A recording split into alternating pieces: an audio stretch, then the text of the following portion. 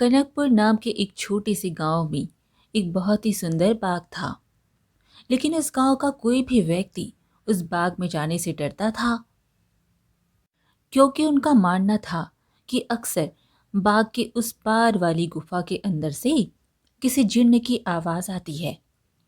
वहां आने जाने वाले लोगों को वो आवाजें देता है, जिससे गांव वाले बहुत डर जाया करते हैं। एक दिन गांव के चिंटू और पिंटू नाम के दो लड़के आपस में बात कर रहे थे। पिंटू ने कहा, यार चिंटू, बाग के पीछे जो गुफा है उसके अंदर से आवाज कौन देता होगा? मुझे लगता है इसके पीछे जरूर कोई गहरा राज छुपा हुआ है। चिंटू बोला, अरे पिंटू भैया, जो भी हो, लेकिन गलती से भी उस गुफा के अंदर मत जाना। पिंटू बोला, लेकिन इस गुफा का रहस्य तो मैं जान कर रहूंगा। सब गांव वाले डर के साए में आखिर कब तक रहेंगे? उसके बाद शाम हो गई और पिंटू और उसका दोस्त अपने अपने घर चले गए।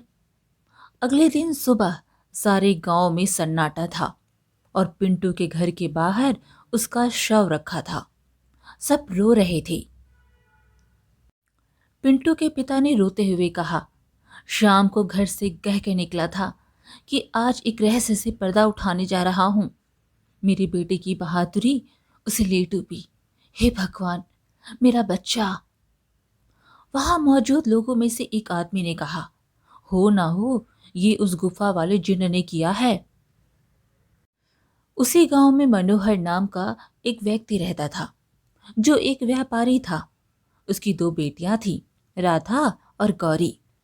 उन दोनों को रंग बिरंगे फूलों का बहुत शौक था। दोनों बहनें अपने घर के बाहर बैठी थीं। तभी राधा ने कहा, बहुत दिन हो गए हैं, चलो गौरी, आज हम गांव के बाग में चलते हैं। ना जाने क्यों हमें बाबा उस बाग में जाने से मना करते हैं। इस पूरे गांव में वही जगह है जहां कितने सुंदर सुंदर फूल होते हैं। गौरी बोली, हाँ दीदी, वो बाग सच में बहुत सुंदर है। उस बाग में बहुत सुंदर सुंदर फूल होते हैं, लेकिन बाबा हमें जाने नहीं देते। वो कहते हैं गांव की बाग के उस पार गुफा है जो बहुत ही भयानक है। हमारा वहां जाना सही नहीं होगा। लेकिन गांव के पिंटू भाई की मौत के बाद तो गुफा और ज्यादा डरावनी लगने लगी है। राधा बोली, अरे गौरी, यह सब झूठी बातें हैं। मुझे नहीं लगता वहां ऐसा कुछ है। अगर कोई जिन्न होता तो क्या गांव वालों के सामने नहीं आता? वहां कुछ नहीं है, चलो। गौरी बोली, ठीक है, हम दोनों कल ही बाग में जाएंगे, और हो सके तो क्या पता पिंटू भाई की मौत का राज भी पता चल जाए। राधा ने कहा, हाँ, कुछ नहीं है, हम दोनों सुबह चलेंगे, तब तुम खुद ही देख लेना। गौरी बोली, लेकिन बाबा हमें नहीं जाने देंगे। राधा बोली, गौरी, कल बाबा सुबह किसी काम से शहर जाएंगे, तो उनके जाते ही हम दोनों बाग में जाएंगे। गौरी अपना सर हिलाते हुए बोली, हाँ ठीक है। इसके बाद दोनों बहनें अपने कमरे में जाकर सो जाती हैं। अगली सुबह होती है। मनोहर अपनी दोनों बेटियों से बोला, ठीक है मेरी बेटियों, अब मैं जा रहा हूं। तुम दोनों अपना ख्याल रखना और उस बाग में फूल तोड़ने मत जाना। वो जगह अच्छी नहीं है, कोई भी गांव वाला वहां नहीं जाता। पता है ना, पिंटू भी वहीं जाने से मारा गया था। राधा बोली, ठीक है बाबा, हम दोनों बाग में नहीं जाएंगी। मनोहर के जाते ही दोनों बहनें उस बाग की तरफ जाने लगते हैं कि तभी एक गांव का आदमी उन्हें देख लेता है और बोलने लगता है, अरे राधा और गौरी बिटिया, तुम इस बाग की तरफ कहाँ जा रही हो? क्या तुम्हें नहीं पता कि उस तरफ एक गुफा है जो बहुत ही डरावनी है? वहां से अक्सर किसी जिन्न की आवाज आती है। राधा बोली, काका, हम दोनों बस बाग में ही जा रहे हैं, वहां से बस कुछ फूल लेकर आ जाएंगे। आप चिंता मत कीजिए, हम बाग के उस तरफ वाली गुफा में नहीं जाएंगे। उस आदमी ने कहा, ठीक है बिटिया, लेकिन तुम दोनों शाम होने से पहले आ जाना। इसके बाद वह आदमी वहां से चला जाता है। थोड़ी दूर चलने पर राधा और गौरी देखते हैं कि दो चोर आपस में बातें कर रहे होते हैं। पहला चोर बोलने लगा, गांव वाले तो कहते हैं उस गुफा में एक जिन्न रहता है जो लोगों को आवाज देता है। दूसरा चोर बोला, मुझे नहीं लगता ऐसा कुछ होगा। वो गुफा गांव के सरपंच की है। मुझे तो लगता है उसमें बहुत सारा खजाना होगा। सब गांव वालों को डराने का बहाना है। बस चलो चलकर आज देख डालते हैं। इसके बाद वह दोनों गुफा की ओर जाने लगते हैं। उन्हें गुफा की ओर जाता देख राधा और गौरी भी उनके पीछे जाने लगते हैं कि तभी वो देखती है कि वह दोनों चोर गुफा के अंदर जाने ही वाले होते हैं कि वहां एक औरत आती है जो देखने में काफी भयानक होती है और उसके हाथ में एक टोकरी होती है जिसमें बहुत सारे रंग बिरंगे फल होते हैं। तभी वो औरत उन दो चोरों से कहती है, कहाँ जा रहे हो तुम दोनों? क्या तुम्हें पता नहीं है इस गुफा में एक जिन्न रहता है, वह तुम्हें मार डालेगा। चले जाओ यहाँ से, चले जाओ। तभी गुफा के अंदर से आवाजें आती हैं, कौन है वहाँ? कोई मेरी आवाज सुन पा रहा है? अंदर आओ, निकालो मुझे यहाँ से। डरावनी आवाज सुनकर वह दोनों चोर डर जाते हैं। चोर वो आवाज सुनकर डर के मारे बोलने लगते हैं, अरे यहाँ तो सच में जिन्न है, चलो भागो यहाँ से। वो दोनों चोर वहां से भाग जाते हैं। वो बूढ़ी औरत हंसते हुए बोलने लगी, मैंने तो पहले ही कहा था यहाँ दोबारा मत आना, वो तुम्हें जिंदा नहीं छोड़ेगा। ये सब राधा और गौरी देख रही थी कि तभी उनके सामने वह औरत आ जाती है। वह बूढ़ी औरत गुस्से से राधा और गौरी से बोलती है, कहाँ जा रही हो तुम दोनों? दोनों बहनों ने कहा, हम तो बस ऐसे ही बाग में घूमने आए थे काकी। लेकिन आप यहाँ क्या कर रही हैं? बूढ़ी ने कहा, मैं तो यहीं रहती हूँ, यही बाग मेरा घर है। तुम दोनों यहाँ से जल्दी चले जाओ वरना वो जिन्न तुम्हें नहीं छोड़ेगा। जाओ यहाँ से। राधा ने कहा, क्या सच में उस पार वाली गुफा में कोई जिन्न है काकी? बूढ़ी औरत बोली, हाँ, और वो बहुत खतरनाक है। तुम दोनों यहाँ से जल्दी चली जाओ। इसके बाद वो औरत वहां से चली जाती है। गौरी डर के मारी बोली, मुझे बहुत डर लग रहा है, अब मैं इसके आगे नहीं जाऊंगी। मुझे लगता है वो औरत सच बोल रही है, वो जिन्न हमें मार डालेगा। मैं नहीं जाऊंगी उस गुफा में। राधा बोली, ठीक है, तू मेरा यही इंतजार करना, मैं सच जानना चाहती हूँ, क्या वाकई वो आवाज जिन्न की है या नहीं। इसलिए मैं तो गुफा के अंदर जा रही हूँ, तुम यहाँ से कहीं मत जाना, मैं जल्दी आ जाऊंगी। इसके बाद राधा अकेली ही आगे चलती है। राधा चलती चलती उस गुफा के पास पहुंच जाती है। तभी एक आवाज उसे सुनाई देती है जो काफी भारी होती है। ऐसा लगता है जैसे किसी रोते हुए इंसान की आवाज हो। कौन है यहाँ? यहाँ से मुझे बाहर निकालो, मैं इस गुफा में बरसों से कैद हूँ, निकालो मुझे। राधा बड़ी हैरानी से वहीं खड़ी हो जाती है और बोलने लगती है, कौन हो तुम और मुझे आवाज क्यों लगा रहे हो? क्या तुम वही जिन्न हो जिसके बारे में लोग बात करते हैं? क्या तुम सच में इस गुफा में हो?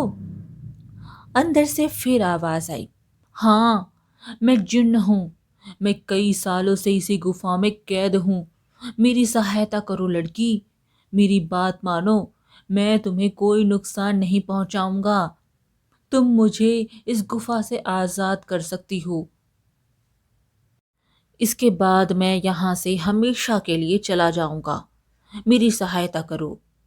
राधा ने कहा, क्या क्या सच में? क्या तुम हमेशा के लिए यहाँ से चली जाओगे? मैं तुम्हारी मदद जरूर करूंगी, तुम बताओ मुझे क्या करना होगा। इसके बाद राधा उस गुफा के अंदर चली जाती है। जैसे ही वो अंदर जाती है, एक बहुत बड़ी अजीब सी किसी की परछाई उसे नजर आती है, जो देखने में बहुत ही डरावनी होती है। वो परछाई राधा को देखकर कहने लगा, आओ लड़की, तुम्हारा इस गुफा में स्वागत है। मैं कई सालों से गुफा के अंदर आते जाते लोगों को आवाज देता हूँ। सब गांव वाले डर कर भाग जाते हैं। कोई भी गांव वाला इस गुफा में आने की हिम्मत नहीं कर पाता।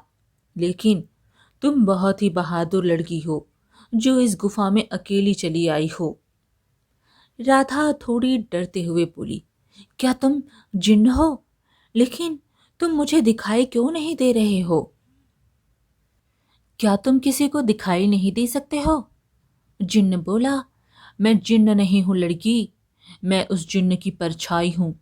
वो जिन्न तो इस गुफा के कैद खाने में बरसों से कैद है। वो बाहर नहीं आ सकता है।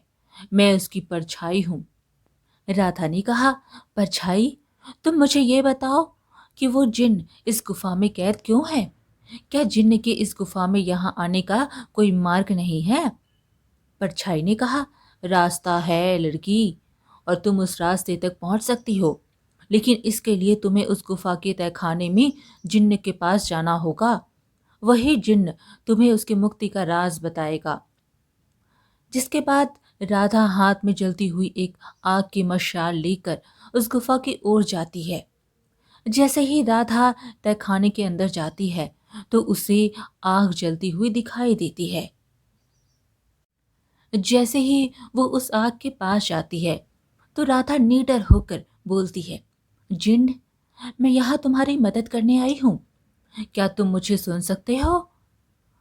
उस जिन्न की आवाज आती है, आओ बहादुर लड़की, मैं तुम्हारा ही इंतजार कर रहा हूँ। मैं जानता हूँ कि तुम ही मुझे इस गुफा से मुक्ति दिला सकती हो। तुम्हारा इस गुफा में स्वागत है। राधा बोली, क्या तुम मेरे सामने आ सकते हो? मैं तुम्हें देखना चाहती हूँ। जिन्न उसके सामने आता है, जो बहुत ही डरावना होता है। राधा उसे देखकर थोड़ा डर जाती है। जिन्न ने कहा, तुम डरो मत लड़की, मैं तुम्हें कुछ नहीं करूंगा।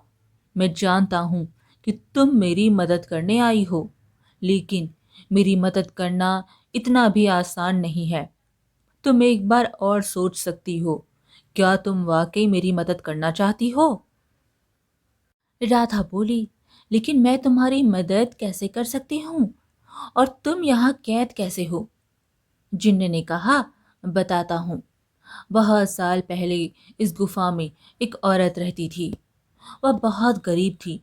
वह गुफा के बाहर वाले बाग से फल तोड़ा करती थी और उन्हें ही खाया करती थी। एक दिन उसने बाग के सारे फल तोड़ लिए और यहाँ इस गुफा में लेकर आ गई। उन्हीं फलों के बीच एक रहस्यमयी फल भी था, जो बहुत ही चमकदार था और जिस पर मेरी नज़र थी। वह फल मेरी उम्र 100 साल और बढ़ा सकता था, लेकिन मैं उस फल को तब तक नहीं छू सकता था जब तक कोई इंसान उस फल को उसके पेड़ से तोड़ ना ले। एक दिन वो औरत चमकदार फल को उसके पेड़ से तोड़कर इस गुफा में ले आई। जब मैंने देखा तो मैं भी उसके पीछे इसी गुफा में आ गया और मैंने उससे कहा, हे औरत, तुम जो बाग से सबसे सुंदर और चमकदार फल तोड़ कर लाई हो, वो मुझे दे दो। इसके बदले में तुम जो भी 2 इच्छाएं मांगोगी, वो पूरी होंगी। वो औरत बोली, मैं तुम्हें वो फल दे देती हूँ, लेकिन मेरी 2 इच्छा है। पहली यह कि तुम मुझे वरदान दो, आज से ये बाग मेरा होगा। और दूसरी ये कि तुम इस गुफा में ही कैद रहोगे, ताकि इस बाग में कोई भी तुम्हारे डर से आ ना सके और हमेशा के लिए ही इस बाग में मैं राज करूंगी। वो औरत मुझे फल तो दे देती है। उस फल से मेरी उम्र 20 साल बढ़ गई, लेकिन उस औरत को दिए गए वरदान की वजह से मैं यहीं कैद हो गया। तब से ही मैं इस तहखाने में कैद हूँ।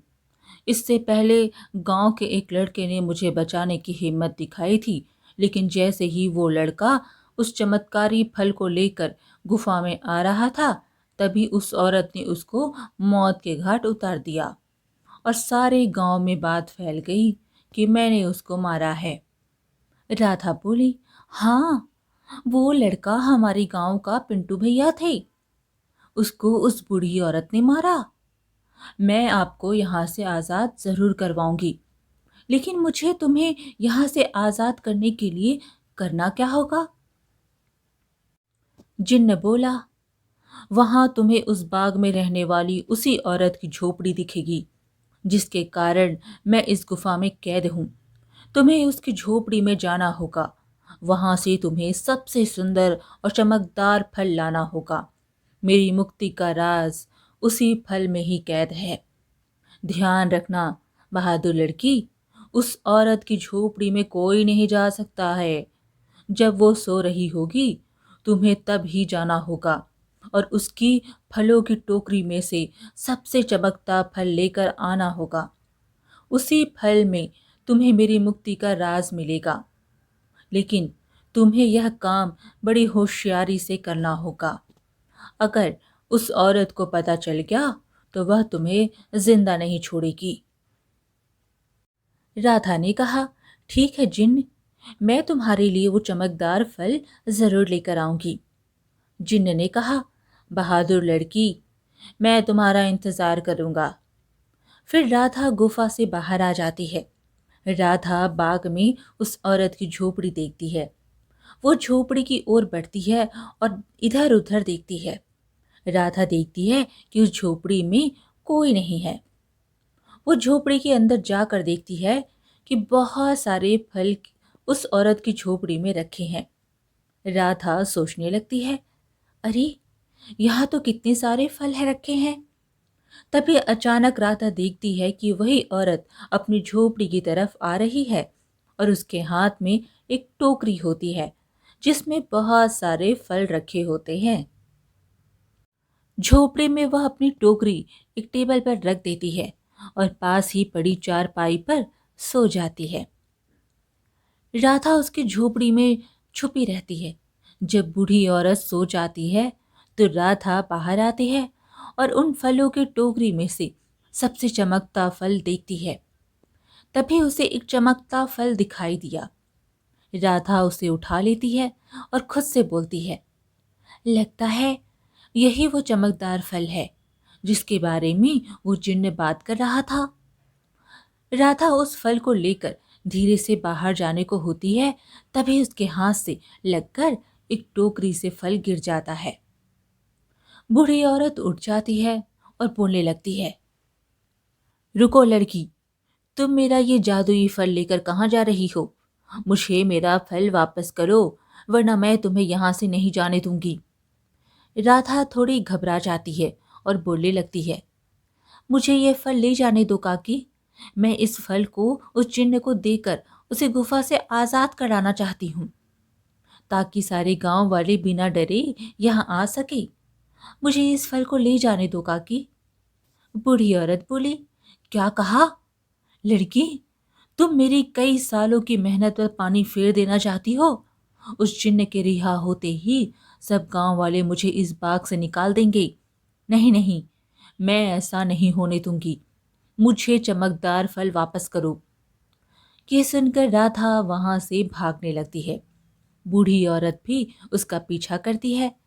राधा भागते भागते उस गुफा में पहुंच जाती है। जैसे ही वो गुफा में पहुंचती है, वह जादुई फल उसके हाथ से नीचे गिर जाता है, जिसके गिरते ही वो फल तोते में बदल जाता है। राधा यह देखकर हैरान हो जाती है। तभी वह बूढ़ी औरत वहां आ जाती है और फल को तोते में बदलता देख बोलने लगती है, ये तुमने क्या किया लड़की? उस जादुई फल को नीचे गिरा दिया और अब भी ये तोता तुम्हें उस जिन्न की आज़ादी का सबसे आखिरी रास्ता बताएगा। नहीं नहीं, मैं ऐसा नहीं होने दूंगी।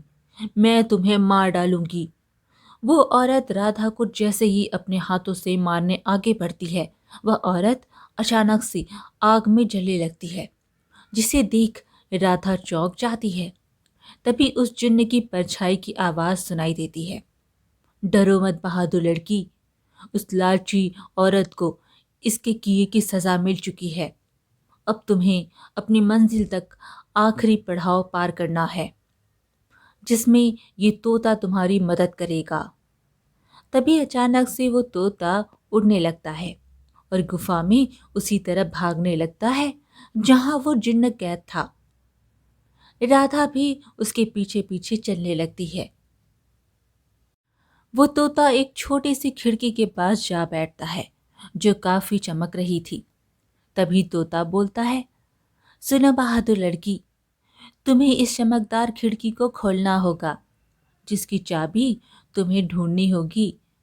मैं तुम्हें दो रास्ते बताऊंगा, जिस पर चल के तुम्हें इस खिड़की को खोलने वाली चाबी मिलेगी। लेकिन दो रास्तों में से तुम्हें कोई एक रास्ता चुनना होगा। पहला रास्ता ये सुंदर सुंदर फूल की तरफ जाता है जो बाग की तरफ है। दूसरा रास्ता एक अंधेरे की तरफ है जो इसी गुफा में उस तय खाने की तरफ जाता है जहां वो जिन्न कैद है। जाओ और अपना रास्ता चुन लो। राधा काफी देर सोचती है, फिर बोलती है, मैं गुफा वाला रास्ता ही चुनूंगी जो अंधेरे की तरफ जाता है। फिर राधा गुफा की ओर चलने लगती है कि तभी उसे एक सिक्का दिखाई देता है। यहाँ कैसे आया ये सिक्का, और यह सिक्का इतना चमक क्यों रहा है? राधा जैसे ही वो सिक्का हाथ में उठाती है, पूरी गुफा में रोशनी हो जाती है। सिक्का राधा के हाथ से छूटकर एक दिशा में जाने लगता है। उस सिक्के के पीछे पीछे राधा चलने लगती है। थोड़ी दूर चलने पर राधा देखती है कि चार चाबियां अलग अलग रंग की थी जो हवा में उड़ रही थी। राधा सोचने लगती है, अब इनमें से सही चाबी कौन सी होगी, ये कैसे पता चलेगा? तभी राधा को एक आवाज आई जो जिन्न की परछाई की थी। बहादुर लड़की, तुम्हें इनमें से एक चाबी उठानी है, पर याद रखना तुम्हें एक सही चाबी उठानी है। लेकिन याद रहे, तुम्हें बड़ी होशियारी से ही एक चाबी उठानी होगी। अगर तुमने गलती से गलत चाबी चुन ली तो यह चारों चाबी गायब हो जाएंगी और तुम कभी भी जिन्न को आजाद नहीं कर पाओगी। ये सुनकर राधा हैरान हो जाती है और बोलने लगती है, क्या? हे भगवान, ये कैसी दुविधा में डाल दिया है। अब मैं इनमें से सही चाबी कैसे चुनूं? काफी देर सोचने के बाद राधा देखती है कि चार चाबियों में से एक चाबी बहुत बड़ी थी जो लाल रंग की थी, और जिस चमकदार फल के गिरने से वो तोता बना था वह भी लाल रंग का ही था। राधा को समझ में आ गया कि लाल वाली चाबी चुननी है। उसकी लाल चाबी चुनते ही बाकी सारी चाबियां गायब हो गई और फिर तभी जिन्न की परछाई की आवाज आई, शाबाश बहादुर लड़की, तुम्हारी सूझबूझ की वजह से आखिरकार तुमने बिल्कुल सही चाबी चुन ली। अब जाओ उस खिड़की के पास और खोल दो उसे। राधा उसी खिड़की के पास जाती है और देखती है कि अभी भी वो तोता उस खिड़की के पास ही बैठा था। राधा तोते से बोली, यह देखो, मैं इस खिड़की की चाबी ले आई हूं।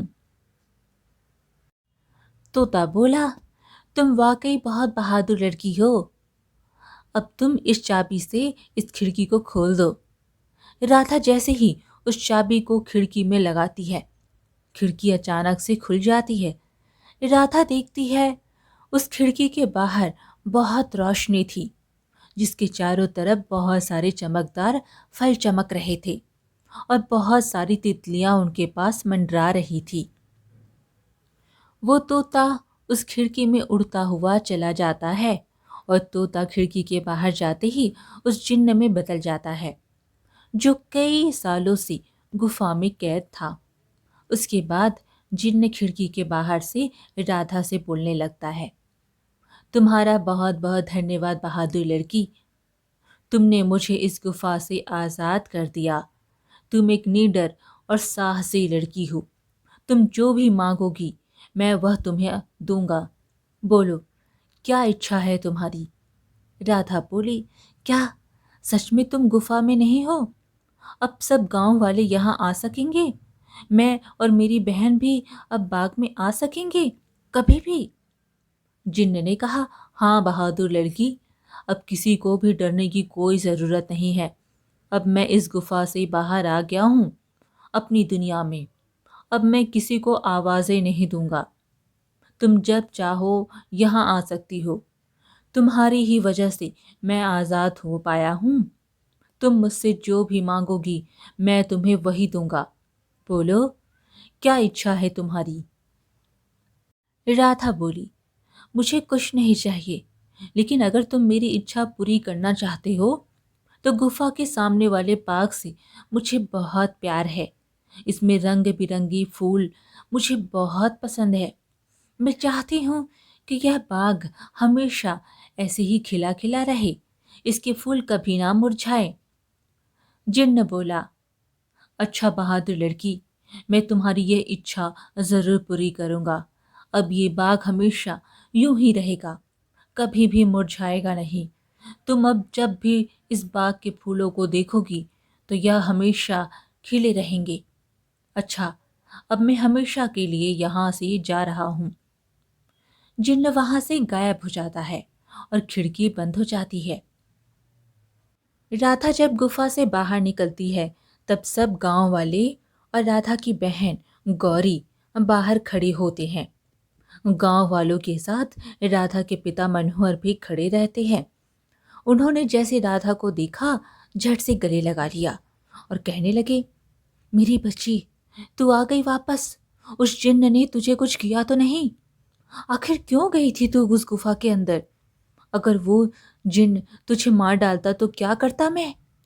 राधा ने कहा, बाबा, मैं बिल्कुल ठीक हूँ। अब अंदर कोई जिन्न नहीं है। इस गुफा के अंदर जो जिन्न था अब वो हमेशा के लिए इस गुफा से चला गया है। अब आप सभी को डरने की कोई ज़रूरत नहीं है। अब कोई भी यहाँ आ सकता है। गांव वाले राधा से पूछने लगे, आखिर कहाँ गया वो जिन्न जो आते जाते लोगों को आवाज़ें लगाता था? फिर राधा सारे गांव वालों को पूरी बात बताती है। सारी बात सुनकर गांव वाले बहुत खुश होते हैं।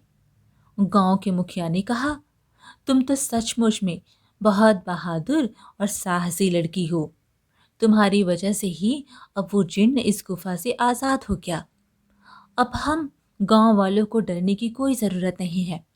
और पिंटू की मौत का रहस्य भी सब गांव वालों को पता चल गया। इसके बाद गांव वाले बिना डरे हंसी खुशी गांव में रहने लगे और गांव के खूबसूरत बाग में भी जाने लगे। आज की कहानी यहीं पर समाप्त हुई। फिर मिलेंगे एक और कहानी के साथ। कहानी पसंद आए तो एक लाइक ज़रूर करें और कमेंट में हरे कृष्णा ज़रूर लिखें। चैनल को सब्सक्राइब करना बिल्कुल ना भूलें। धन्यवाद।